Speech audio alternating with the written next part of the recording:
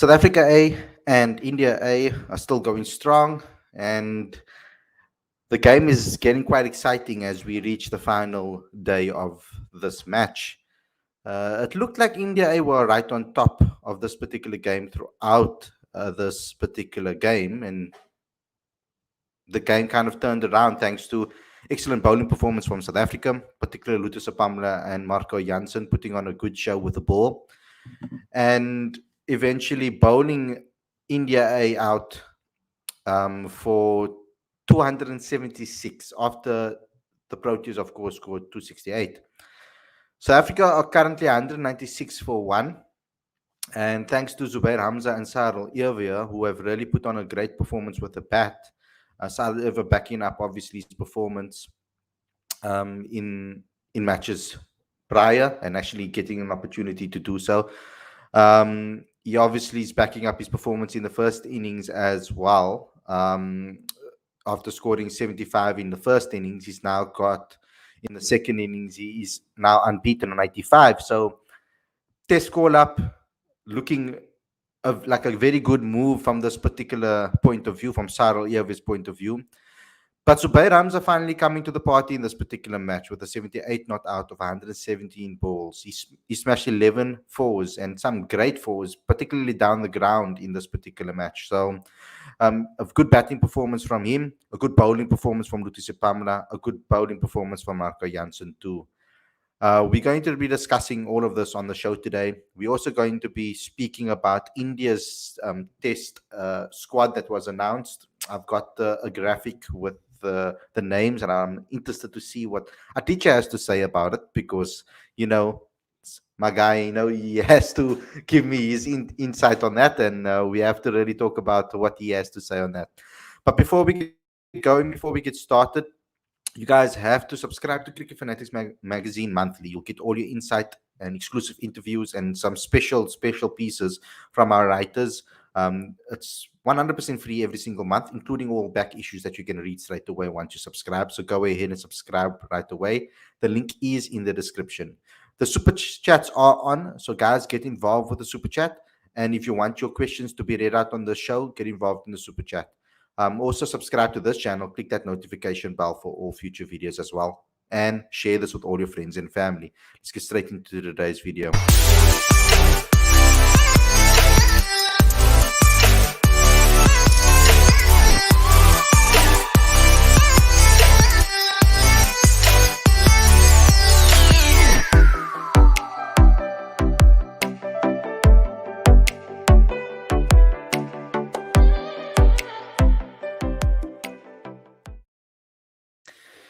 Good evening, everybody, and welcome to Cricket Fanatics Magazine. This is your daily show. I'm your host, Khalid Mohideen. This is my co-host, Aditya, and today we'll be discussing South Africa A versus India A. It's day 3 of the match of the final test, and it looks like it's a turnaround after India looked on top yesterday, like they were really going to bury South Africa with a bat.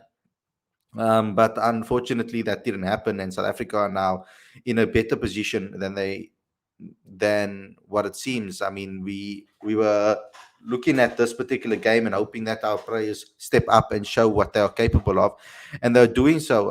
Particularly Sarel Irvia and Zubayr Hamza. So it is quite interesting that it's coming after the test announcement, and some people would say it's test snubs for Lutho Sipamla and someone like Zubayr Hamza.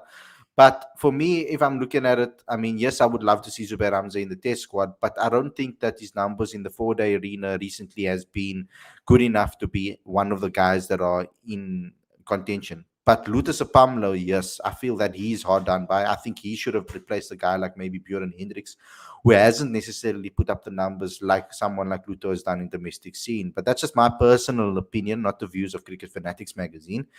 But let's talk about it, guys. Let's talk about the game so far. The super chats are now open, so you guys can get involved. Just click the $ at the bottom left-hand side if you want us to answer your questions and talk and answer anything or show your comments on the screen. So just go ahead and get involved, guys. You can decide how much you want to contribute. Every single little bit of donation that you give us will help us towards building Cricket Fanatics Magazine and giving you regular content on a more regular basis, and also growing everything with regards to our production, our team, everybody. So please help out with that, and that's what the super chats are there for. So Aditya, get straight into it. What's your assessment of day three in this particular game? South Africa's batting performance, particularly, I was very, very impressed with the way Zubayr Hamza batted. He was really attacking in his approach. Definitely. And he's striking at, I think, 66, 67. He's unbeaten on 78 of 117 balls. So excellent from Zubair Hamza. But this was exactly how I thought the game was going to pan out. Because at 229 for 6 yesterday, I thought India were in a precarious position. And um, I'm not surprised to see that they were 276 all out. Uh, it was great to see Ishan Kishan with 86 at the end of the day yesterday. But I think it really would have been great for him to kick on because the test squad is being announced today. Had he crossed three figures, made a big 100, you never know. He could have been in that team as a third wicket keeper, at least, or even as a batter because Hanuma Vihari was sent specifically to play for India A so that he could prepare for the South African tour. And if Ishan Kishan had put in a big performance, he could have been in that squad as well. But all in all, credit to South Africa. Well done to Sarah Larbi again, um, and Zubair Hamza as well. Not to mention Lutho Sipamla, who Werner felt yesterday that he should have been in the team instead of Buren Hendricks. I agree with him there. But he's going to make it. If not this series, then probably the next. Mm-hmm. Yeah, so it's interesting because I think that South Africa are really showing a fight in this particular match, and I like that because you expect that from South Africa. So at least that is happening. Let's hope that both Sadalevi and Zubair Hamza can go on to score a century tomorrow. That would be excellent if they can do that. I would really like to see that if that happens, but I don't want to jinx it too much. Uh, Did you? A question for you and anyone in the comment section: have the conditions changed over this period of time, or is there an indication of the pitch easing out? Maybe. A lot of work has been done by the ground staff I've seen. Like even between like sessions and stuff, I watched how they pound in the pitch, etc., and really doing a lot of work on that pitch. So I think from that perspective, it has. I think also the changing conditions, in Bloemfontein, it hasn't necessarily been consistent. But I feel like we do have to ask someone that is there to get some insights from them. When after the show is done, after the series is done, I would like to get some of the guys on the show and have a chat with them and ask them about it. But it seems like the ground staff really worked hard on this pitch, and maybe in this particular test, yes, we can see that it's getting maybe slightly easier to bat on. So, but we'll have to wait and see because we're not really getting an opportunity to see what the other team has done yet, on the second innings. So hopefully there is a second innings for them to bat. Otherwise, South Africa just bats out the entire day, and we don't know. So we have to see what day four has for to offer. We have a super chat from Prasad. Thanks a lot for the super chat, brother. I know it sounds unfair on Keegan Peterson. Should Proteas give a go to Avia ahead of Peterson at number 3 as he consistently scoring runs in the SAA series? He has got knocks under his belt than KP, who hasn't had a hit. So KP was in the SA team before. He already had made his debut in the Test side. So when KP played SAA cricket, he was doing. I think he has a good record for the SAA team. I need to go double check that. But KP's done his time at SAA level and then got his opportunity at Test level. He might not have been as good as we would have hoped, but ultimately he has put on good performances in domestic cricket and then SAA, and now he's got an opportunity to play for South Africa. I think it would be kind of unfair to just drop KP after only a couple of games for South Africa. I think, especially because he is a specialist number 3 batter, and if the number 3 or number 4, I think he should be given a longer extended run. We would be doing ourselves an injustice if we are just going to put a player in the team, and then when he doesn't perform, take him out, like they did to Zubayr Hamza, like they've done to Peter Malan, like they've done to some other players. I think it will be an injustice to do so. Plus, we've got another batter that is waiting to get opportunities in Test cricket, like Calvarena. So Sarel Irve is coming along as a backup opener, I feel. So if um, if Dean Alga and I can't stop talking about David Miller. Dean Alga and Aiden Markram don't perform, or they drop their form, or they get injured, then I think Saudi Arabia should get an opportunity. I think it's a little bit unfair to just drop KP right now at this point. What do you think, Aditya? Yeah, thanks for the super chat, Prasad. Um, Look, form is fickle, right? You could play two good knocks, and then you could score two ducks, because you were either given you either given a wrong decision, or you hit a poor shot in that moment. So I think it's a bit unfair to Keegan Peterson there, because he has an excellent domestic record, and he has an excellent SAA record as well. The other thing is that he's made his debut away from home in a two-test match series. So he's played about 4 innings in tough conditions, away from home, and I think it's only fair that he gets an opportunity um, to state his case in familiar conditions as well, because he's earned his right to to be in that team for a period of time. He spent a lot of time on the sidelines, and I think he deserves a sustained run in that team, and hopefully he will come good. Yeah, hopefully. Well, I'm just going to quickly check what his record is. So, Aditya, just keep the people entertained so long. Um, with regards to Keegan, etc. I mean, domestically, he's been very consistent. There was a season where he scored almost 1,000 runs in a season. So Yeah, that is something that we need to look up at, because I mean, I don't think, and he did it consistently. I think he didn't do it back to back seasons, but he's moved around a lot as well and played in different areas. He played for the Cobras, he played for the Knights, he's now playing for the Dolphins, and he's done it everywhere he's gone. So I think that does. You should get a nod for that as well. You should get some sort of credit for that. I mean, he's been given the opportunity, maybe not enough of an opportunity yet, quite yet.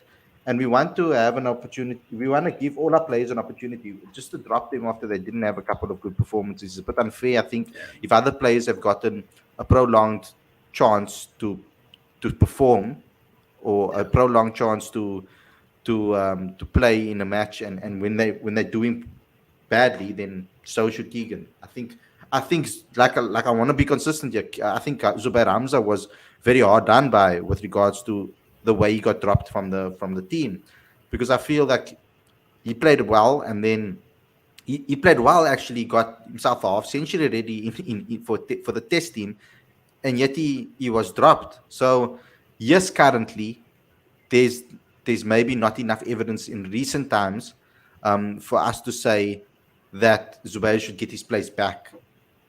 But ultimately, I think that it's a bit unfair the way he was treated, and I don't want to see that happen to another team. To another player. Sorry. Ultimately. So yeah. And in this day and age, cricket, you have to be cognizant of the fact that if a player makes his debut overseas and doesn't do well, that shouldn't be grounds to drop him, because at the moment there is a disparity between the quality of performance that a team is able to produce at home and that a team is able to produce overseas. So I don't think we should be too harsh on players if in a two test match series they don't perform overseas. It's important to give them a long enough rope, create that sense of security for that player and within that team, so that they can feel confident in their game and they can express themselves when they get the opportunity. Yeah. So that's what we have. I can't find these SIA stats. I've looked everywhere for it and I can't really find it at the moment. So that's unfortunate from that part. So once again, thanks for the super chat, guys. If you want your questions to be answered, then follow Prasad's lead and get a super chat, guys, if you have the opportunity to do so. Okay, let's move on from this one. I think there's enough about this. We have to wait for the conclusion of the match to actually get involved with that. But I want you, Aditya, to give me insight on the India squad. So the India squad has been announced, and I've put it up on the screen for you guys to see. So it's Virat Kohli as captain, Rohit Sharma vice captain, KL Rahul, Agarwal, Pujara, Rahane, Aya, Vihari, Pant, Saha, Ashwin, Yadav, Sharma, Shami, Yadav, Bumrah, Thakur, and Mohammad Siraj. And luckily for South African fans, luckily for us, no Jadeja. So I think we'll be happy about that one. Your thoughts on the squad, Aditya? Yeah, familiar names. It was, I think most of them were names that I expected would be picked for this series. I'm surprised to see Jayant Yadav there because uh, Jayant Yadav is rated in Indian conditions, but I didn't expect him to be picked for this tour. But great for him that he's picked. Given what we've seen in the names listed so far, it looks like Ashwin is definitely going to play, and they'll probably balance that with Shardul Thakur, who has that knack of getting the the most prized wicket um, when it matters the most. So I don't know how he does it, but he seems to be able to do that in all formats, which is unbelievable. And he's more than handy with the bat. He really saved us in Brisbane when we pulled off that heist against Australia. Uh, but I think India are going to have some selection headaches at the top of the order because Rohit Sharma is definitely going to open the innings. Who they play as his partner will be interesting. KL Rahul or Mayank Agarwal. Mayank Agarwal is coming off a 150 and a 62 under tough conditions in Mumbai. Would they be willing to drop him for KL Rahul, who is coming off an injury but has done well in England? So that's going to be an interesting decision for Rahul Dravid and Virat Kohli. Cheteshwar Pujara has not been in the best of form for quite a while now. Will they continue with him? Huge question mark. Number 5, Ajinkya Rahane. Outstanding cricketing brain, but whether or not they play him is going to be a huge risk. But in saying that, Ajinkya Rahane has a much better overseas record than he has a home record, and he likes pace on the ball, which he get here in South Africa. So are they going to take that punt on him? I don't know. Difficult to tell. Which brings me to the next one, Rishabh Pant, who is definitely going to play at number 6. Rishabh Pant has to play. And again, he has a very good overseas record. He's got hundreds in Australia and England. And, it'd be great to see how he combats seaming conditions in South Africa. Um, so, yeah. And of course, I think Mohammad Siraj will play, Bumrah will play, and Mohammad Shami will play as well. And you guys will have to wait a little longer for our squads or our teams not squads, but our teams, our first 11s for the first match, because we'll be doing that in our review show. So stay tuned. In our preview show, sorry. So stay tuned for that. It will be closer to the Boxing Day test. So we will be doing our preview show maybe 1 or 2 days before. Abay, you on right now? I would like to hear your thoughts. I mean, earlier on, I gave my thoughts on Zubayr, Hamza, and Lutho Sipamla. My current opinion is that yes, Zubayr Hamza did well in this particular match, and he took long to do so. He got his opportunity now in this particular match, and now he's put on the runs in this particular game. But I don't think he's done enough at domestic level to maybe put his hand up for international selection. Whereas a guy like Sarel Irvia has been doing it domestically, and he now has moved over into SA and done the same thing. Lutho Sipamla, I feel hard done by for because he's been doing well domestically and now he's doing very well SAA too. And it's not against bad batters as well. India A's batters and backup batters are quite some brilliant players over there. So your thoughts on SAA first and foremost, and then I'd like to hear your take on the India squad as well. Good morning, guys. I'll just start in order. So you first asked me about Zubair Hamza. Well, first of all, credit where due. He played well. He's unbeaten on 78. But at the same time, if we assess his domestic returns, like you said, he's relatively further away from a Test recall. As far as the new guys are concerned in the Test squad, it's really hard to tell if they're going to start because as good as Sarel Ervia is, it's almost set in stone that Dean Elgar and Aiden Markram are going to open for the Proteas in the first Test, right? So, but if we look at the A game, South Africa are just starting to pull ahead. I mean, 198 for one. 196 for one. It's definitely an advantage, but the first session of the next day, as I wrote in the match report, is going to be very crucial, because if South Africa can make it through relatively unhurt, like if they lose one, maybe two wickets and add 80, 90 runs, then you might as well say that they're in pole position.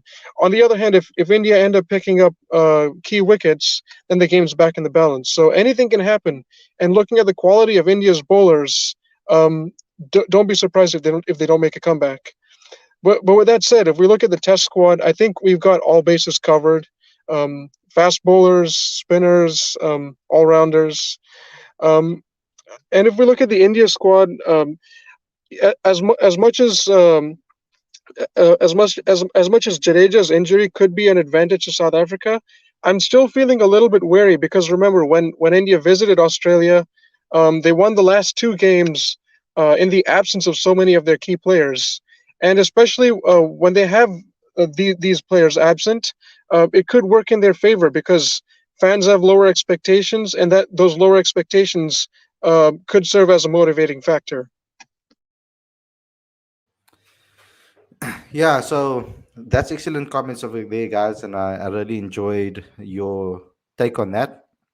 I just want to touch on one more thing. It's like with Zubayr, and I know we talk about him a lot on this channel as well. Like I do feel that it was a little bit maybe unfair to drop him at the time that it did, but to recall him again, he needs to perform at domestic level. So that's my stance on it. Just before I move forward, We're kind of on the same page here, because I tend to want to give more slack to newcomers, because you don't know if they're going to be good or not good enough in the space of what, 5-6 Test matches. You need to give them a longer rope to see if they can pick up form or if they can maintain form if they're off to a very good start. And with Zubair Hamza, I mean, I know it's pretty obvious that he struggled, but at the same time, when he first got his Test call-up, he had lots of credit in the bank when it came to domestic returns and South Africa A.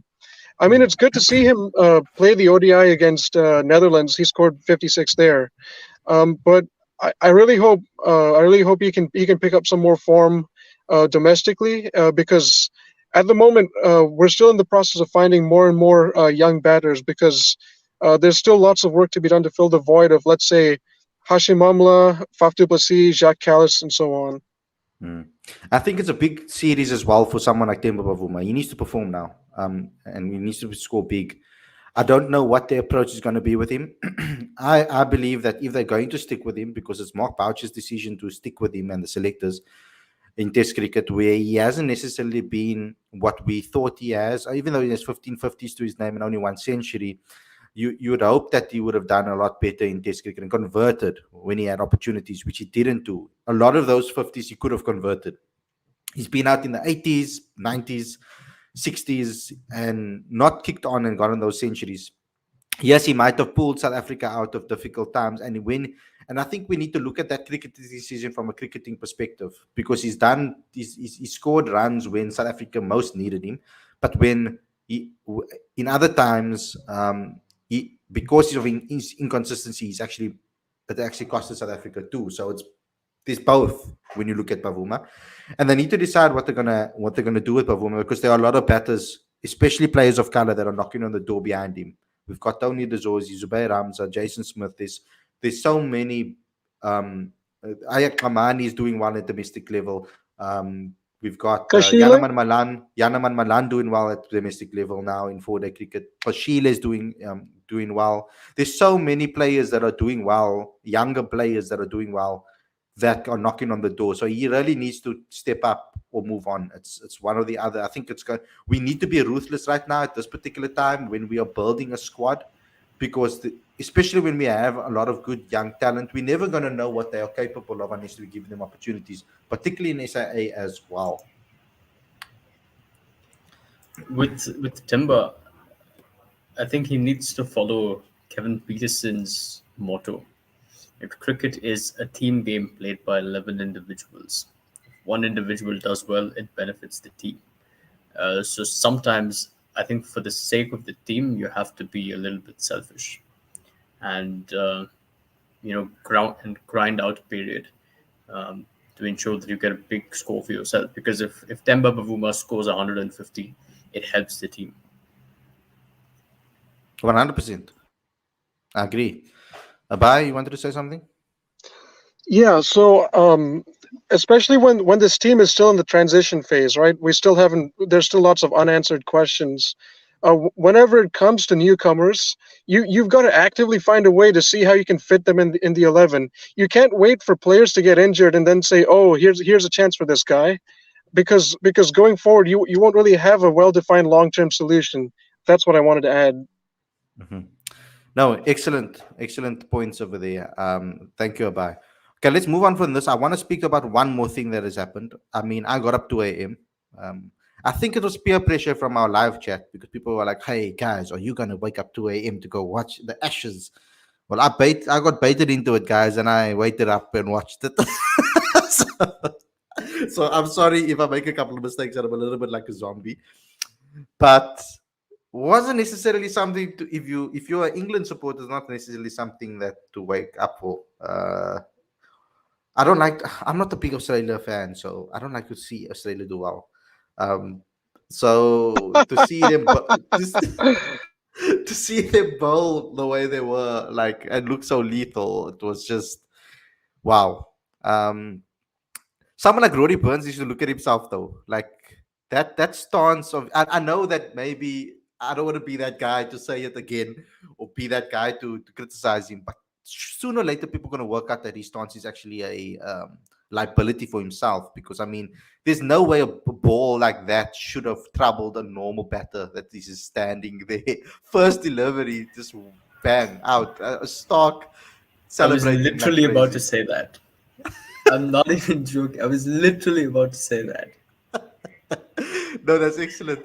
Continue then, Aditya. Take it away, because 147 all out. Gee was England. Like, we complain. Everybody complains about Pavuma and stuff. I looked at some of the batters and stuff like that where they are ranked, and I mean, geez, like England's batters a lot of them are averaging 30 at the moment, just like Pavuma. Yeah. So, like, it's one of those things. And England's supposed to be like everybody was hailing them as the best team in the world. I know in ODI cricket, but I mean over here, like, some people were saying that they're the best team in the world in Test as well. But okay, I think they're also in a transition phase. Yeah. What's your thoughts, Aditya? Look, I think generally there is an alarming bankruptcy in the quality of batsmanship across the world. But in saying that, there in English cricket there are all these funny techniques going around. With Dom Sibley and with Rory Burns, and I guess to a certain degree Zach Crowley. But in England, I suppose their techniques are a product of where they can score runs in England, but they start getting exposed in countries like Australia because the same techniques don't work there. You have to adapt to the conditions on offer, and you have to score runs where you can score runs in Australia. So where Rory Burns, it was unbelievable. Like, I understand that sometimes in England you may have to, attack balls outside the off stump, to score a few runs. But here it was unbelievable. He's standing on He's standing on middle stump. He's taking middle stump guard, and and he ends up at off stump, and he gets bowled around the legs. I mean, how often do you see that? That's unbelievable. Like you in Australia, you don't need to end up at off stump. It's perfectly fine if you don't. Yeah, who was the guy, Aditya? I don't know if you remember, or I will maybe remember, but I think it's when South Africa played Australia. There was a guy that faced basically the slips, or like the way, not the slips, but he basically turned right around. He basically George faced it. Bailey. It was a George George Bailey. Bailey. Yeah, yeah. That was ridiculous as well. I thought that was quite phenomenal. Well, But since I that mean, happened, his international career didn't last too long after that, did it? yeah, well, I mean, Rory, Rory, I mean, Burns. What confuses me is, isn't he like, how does he keep balance like that? Like, I don't understand how he keeps balance in that position. See, it's a product of how you can score runs in your home conditions, right? So again, Burns and Sibley. And the thing is, the reason that they keep getting selected is because they're doing just enough to remain in the side. I think Burns scored 100 against New Zealand at the beginning of Mm. the summer. He scored some valuable runs against India, and so he kept his spot. But he's far from convincing, and it can't be a long term solution. It's the same with Dom Sibley. Bat doesn't come down straight, and as Nasser Hussain says, these are all funny techniques going around in English cricket. Uh, Joe Root seems to be doing okay. He doesn't need to do any of these funny things like end up outside the off stump when the ball when It the was bowler is aiming at middle stump. it was it was quite puzzling. It was hilarious. I'm not gonna lie. Yeah. Abhay, you want to give your final thoughts? Yeah, first of all, props to Pat Cummins. 5 wicket haul in his first game as Australian captain. So full credit to him. They were all over England, 147 all out. I've been seeing a lot of questions asking for our playing 11s, but I can sign off with mine. No, no, So no, I'll no, no, go. no, no, no, no, What? no. No, no, no, no, no, no, no. No, not yet. You're not. Okay. No, we are doing that on in the preview show, Well, closer I'm to going to the say time. something a little different then. So Don't give away I your know. secrets now. I want them to tune in for the preview. Well, it's not about the series, but I think on a different note, I think player workload should be managed. I know one example is KG Rabada. He's been playing international cricket nonstop, even the IPL. Um, okay, you'd expect that he'll play all the tests, but I hope that for sanity's sake, he doesn't get picked for ODIs because he does need that much needed rest, and this constant burnout could lead to injuries.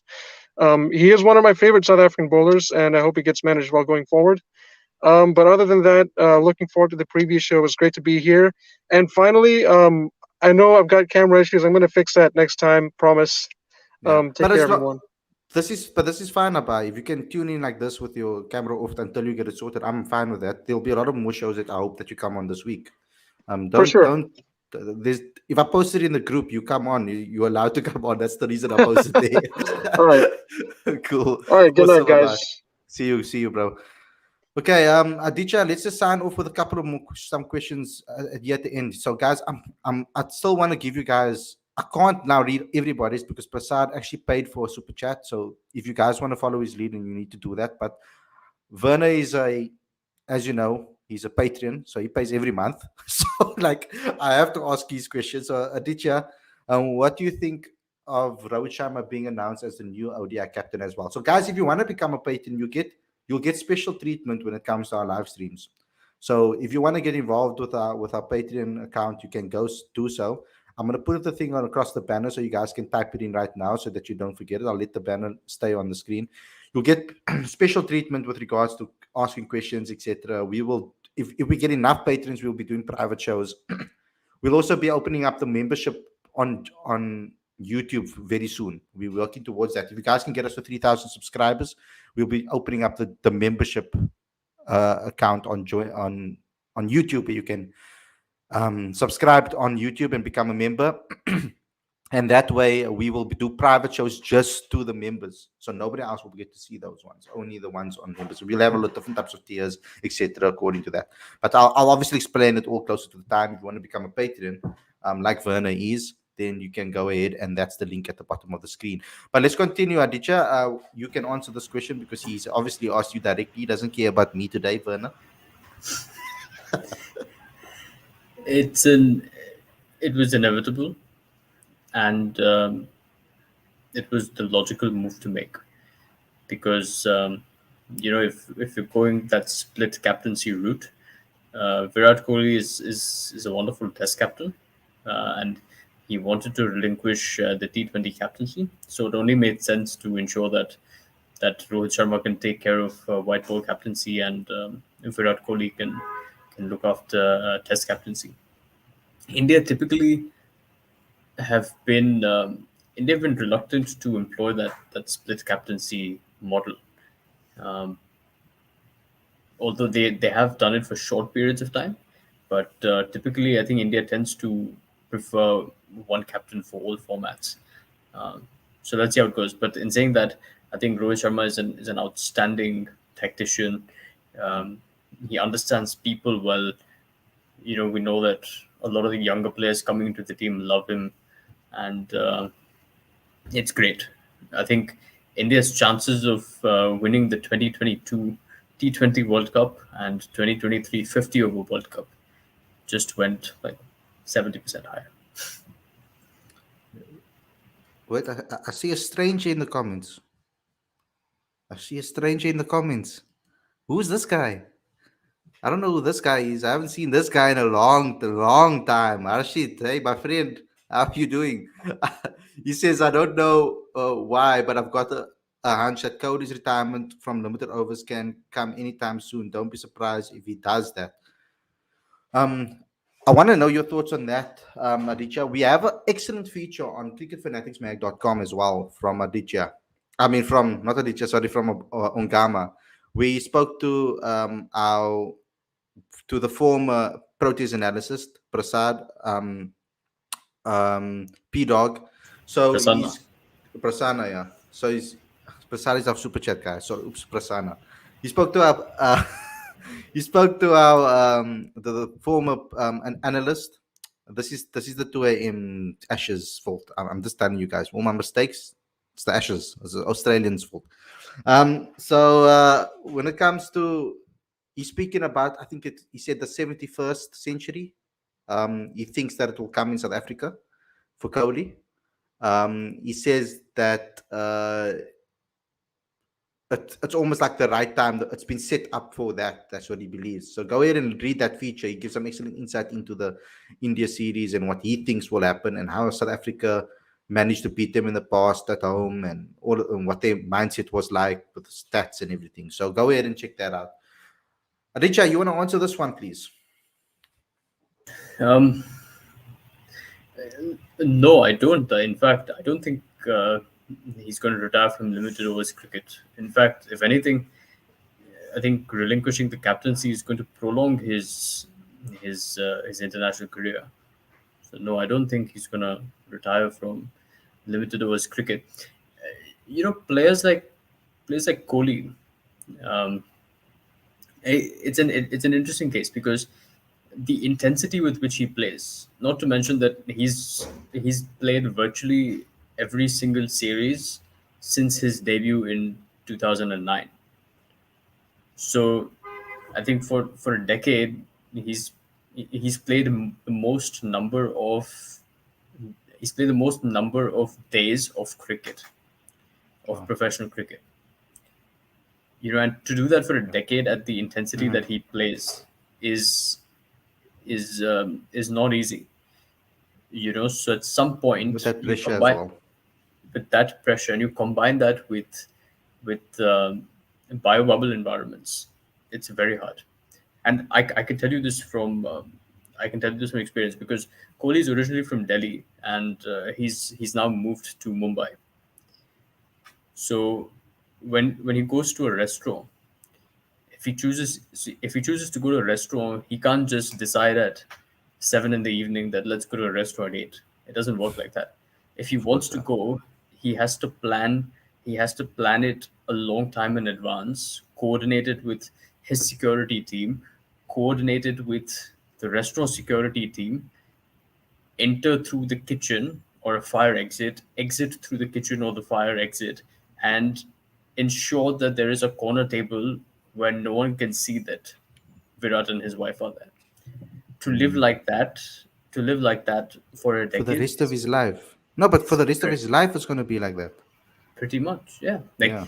Virat Kohli can't. Shashin still gets it. Yeah, I I'm mean, sure so yeah, exactly. Shashin, Yeah, yeah, yeah, I'm yeah. sure Shashin still gets it. Yeah, I mean, like these people, they can't live normal lives. Like Virat Kohli, he has said openly that he's living in a luxurious prison when he's in India, which is why he loves touring overseas. But now, even when he goes overseas, he's confined to a bubble. Mm. So that does take a toll on you. No, And 100%. Yeah. I know everyone's talking about the 71st century. Look, he hasn't played badly in the last 2 years. He's still scoring 50s at a pretty consistent clip. Sure, he hasn't got that 71st century, but that will come.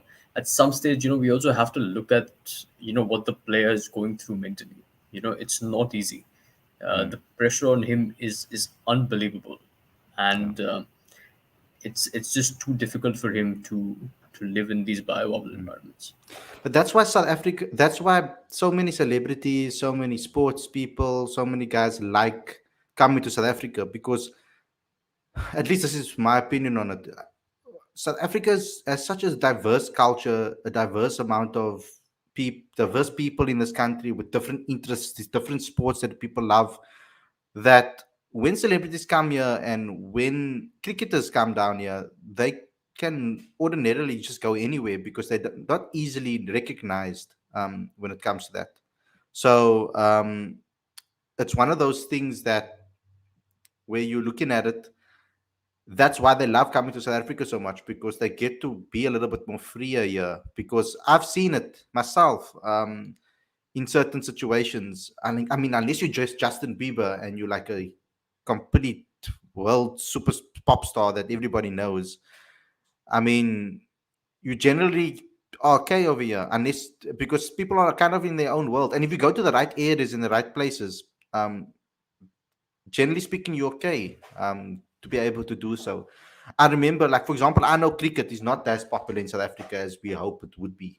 I want to try and change that, guys. I'm already trying with Cricket Fanatics Magazine to really increase the popularity of cricket in this country because I think it's such an amazing, amazing sport. And what it does for people and youngsters and everybody, it's such an amazing sport that teaches you so many life lessons. Like Graham October, I need to actually catch up with Graham, but Graham October told me that cricket teaches you the life lessons that teaches you the lessons that life teaches you. Every single game, every single day that you're on that field, it teaches you lessons on the game, on what life really teaches you. Struggles with your mental, struggle with yourself, physically, everything. It really, really tests you. So it's one of those sports that I really think, and it will take, especially in South Africa, it's really good for players to take people off the streets. Um, that's what makes it good as well. It's that I feel because it's a game that you play so many hours, um, taking people off the streets, it will take people off the streets, particularly with the amount of practice and the amount of game time you have. It will clean up the streets. I feel cricket.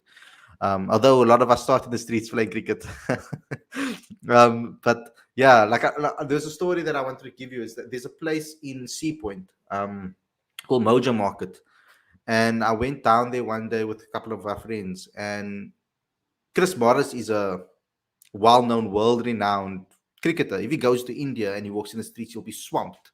He'll be recognized in Australia. He'll be recognized in New Zealand. He'll be recognized in England. He'll be recognized anywhere he goes. He was in the middle of Mojo Market with Dean Alga and Aidan Markram, and they were sitting down at a table. And only one person walked up to him, a small young kid, and asked him to sign his. I think it was he had a small little cricket bat in the car, luckily, and asked him to sign the cricket bat. That is the only person that I've seen get that I can talk about. Those are three cricketers sitting in the middle of a busy like food market with a whole lot of South Africans around, and nobody noticed him. Like I literally went to go, walked up to them and said hi, and nobody actually followed. Like nobody looked. Sometimes I've seen people. Oh, did you see? That's that person, but they don't bother them. I don't know. South Africans are just different.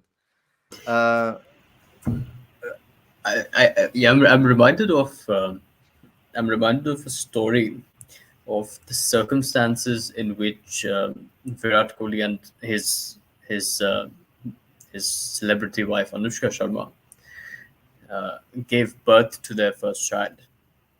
So, a hospital about 10 minutes away from my house was where they delivered their child. No one knew that they were going to be there, and they were in a secluded room that no one could access. Okay, it was packed with security, and outside that section of the hospital, there was lots of security. Like, I think if I don't want to drop figures here, but Virat Kohli's bodyguard is paid about $200,000 a year. That's his salary, and anyway, so they gave birth in absolute secrecy. No one had a clue of when they entered the hospital, when they exited the hospital, and it was a section that was cordoned off for them. And then once news broke out, because inevitably someone is going to leak that news. Virat Kohli and Anushka Sharma, they've prepared these hampers and they've sent them out to all the reputed Bollywood journalists and cricket journalists, requesting them not to click photographs of their daughter. No, but That's it's the crazy. You extent. guys are like, it's like cricketers in your country are like super celebrities, like crazy celebrities. Like our rugby players are like 100%. Our rugby players, okay, not as, but they won't be swamped necessarily. But there's a buzz, Oh, did you see? Suya Khalees is walking around in Cavendish or whatever the case may be. So I don't even think AB de Villiers in South African cricket, like in South Africa, gets swamped in a mall when they walk. I remember when the Cricket South Africa Awards. Yeah, it's a good example. Cricket South Africa Awards happened at Santon Mall. Um, the mall and the hotel are on the same floor. So we were there obviously for the Cricket South Africa Awards. So you just go down the escalator and you're in the mall. The cricketers, Faf, KG, AB, all of them walked around in the mall, went shopping before the awards. They never got swamped and people didn't go crazy around them and go mental and start running. But when Snoop Dogg was here, when Snoop Dogg and Akon was here in Waterfront, they got swamped. When Michael Jackson was here back in 1995, I think it was. It was a complete finish. When Justin Bieber was here, I don't know, I can't remember the few times he was completely swamped. So cricketers aren't ready. Like I want to see one day where when I remember when I was a kid, when I was walking around in the mall and I saw Herschel Gibbs, I wanted his signature. Like I went crazy. If you Jason Smith or Zubayr Hamza or whoever, one domestic player walks around Kyle Verreynne in the mall, they're not necessarily easily recognized as before. And I would like to see that change in the future. But anyway, guys, um, let's end the show. It is getting a little bit long. People have asked for longer shows, and we're trying to do that as well. But we won't be able to keep it up every single day. But we will do it as much as we can. Thanks a lot, everybody, for tuning in. I hope you guys enjoyed this episode. Don't forget to smash the like button, comment, share, subscribe, and click that notification bell for all future videos. Go to cricketfanaticsmag.com for all your updates. Become a Patreon. Get involved in super chats in the next show, as well as subscribe to Cricket Fanatics Magazine monthly. The link is in the description. Thanks a lot for watching, and we'll see you guys again tomorrow with another daily show. Take care, everyone.